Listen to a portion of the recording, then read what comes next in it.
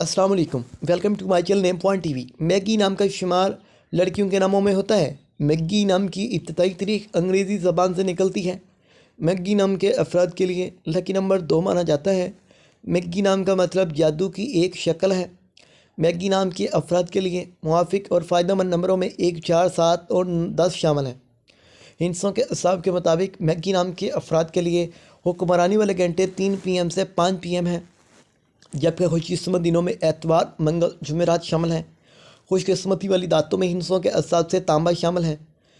रंगों में सुनहरी, नारंगी और सुर्ख है। मैगी नाम के अफराद के लिए मुवाफिक पत्थरों में सबज़ कीमती पत्थर है, जबकि मुतबादल मुवाफिक पत्थरों में हकीक, अहमर, हकीक, सुनहरी, पुखराज, स्याही, मल्लमा पत्थर शामिल हैं। इस नाम के अफराद का असूल ज़िंदगी है कि आप लीडर बनना चाहती हैं। आप चाहती हैं कि लोग आपके पीछे चलें और आप लोगों के हीरो बने, तो प्लीज़ सब्सक्राइब कर लीजिएगा। हमारे चैनल नेम पॉइंट टीवी को लाइक और शेयर